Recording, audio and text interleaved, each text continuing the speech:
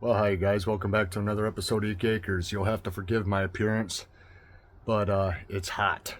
It has been sweltering hot. We've been in the 90s and we've been breaking records, and it is in the 90s right now. And so I'm out here with no shirt on. But I still enjoy my coffee, so I drink it even if it was 115 degrees. I don't care.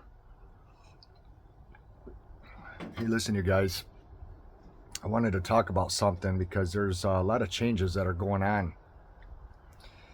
And you guys have probably seen that video that went viral with Obama helping Biden off the stage.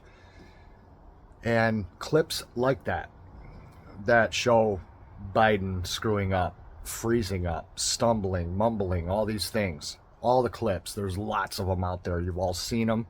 I've seen them. The news networks now are saying that those are deep fake videos. That's what they're calling them now, deep fake videos. Because they don't want you to believe your eyes and your ears and the things that you see before you. They want to tell you that those are lies and to not accept it. I'm very concerned about this election year. You know, some people were saying that President Trump has been wearing a bulletproof vest. Well, that didn't help Kennedy. When they go for the head, there's nothing you can do about it.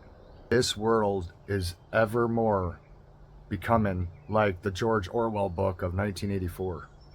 The censorship is getting worse. Anybody that tells the truth, they want to suppress you, and they hate you if you tell the truth. YouTube is also making changes. They're saying that, I guess after July 1st, YouTube is going to start having notes in the comment section to where people can leave links and correct anything that you say. Anything that you say can be fact-checked, supposedly fact-checked, and then there will be something that will be the exact opposite. It's getting so bad with everything, you guys. But I remember back in the day when the thing that was big on YouTube was the prepper channels. Remember those? All the different preppers out there that were saying about, you know, World War III, the end of the world, Armageddon, you know, the sky is falling, and to stock up in X, Y, and Z, and make sure you have this and make sure you have that. And people were buying up all kinds of equipment and gear. And, you know, I've thought about it long and hard about all kinds of scenarios and all kinds of things. And I remember back in 1989, what was the most important thing to me during that entire summer. It was a hot summer just like this one. Really, really hot. A scorcher. And that summer, I never starved more in my life than I did that year. And when I think about all the things that a person could stock up in and things that somebody could have, and this even includes firearms, I'm here to tell you right now, you guys, if you don't have food, you don't have anything. To me personally, the thing that caused my suffering to be the greatest that it was going without food. That was the worst type of suffering I endured. I could have gone without everything else, including my clothes, and been completely stark naked. And it would have been food that I wanted the most. Because I remember that summer how hungry I got when I was living in the woods. It didn't matter if I had a knife. It didn't matter if I had camping gear. It didn't matter if I had a flashlight, a tent. None of that stuff mattered. What was on my mind 24/7 all the time was food. There was always water to drink, but food. That was brutal. Brutal. So when you run across these prepper channels and these different people that are talking about the things that are the most important to have, yes, they do talk about food, but I'm here to tell you guys right now that unless you've gone through a hunger crisis, there is nothing else that matters. Nothing else. I could go without everything else, but food is a must-have for all of us. Everybody's got to have food. I could lack all kinds of materials and be without all kinds of supplies and make do. But if you don't have something to eat, you're not going to maintain your strength, your health, your endurance. You're not even going to be able to think clearly. You're going to get sick. You're going to become delirious. And you're going to become extremely desperate. Extremely desperate. Desperation sets in faster than you think after you go a spell without food. And I'd have to say, if there was anything to get prepared for with the way the world's getting today, and because we don't know where things are going with this election, we don't know what's going to happen. I know what most of us want to have happen, but will it or not, we don't know. Because I'm here to tell you guys, Trump's our only hope. These Democrats are out of control.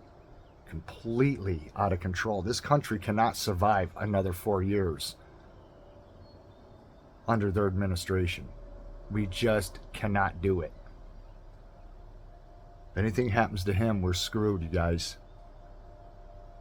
The best advice I could give you is to look into different food packaging and get food that has the longest shelf life that you can possibly find, and gather as much of it as you can. Because like me living out here in the country, if we didn't have our vehicles, we wouldn't be able to go anywhere and do much of anything.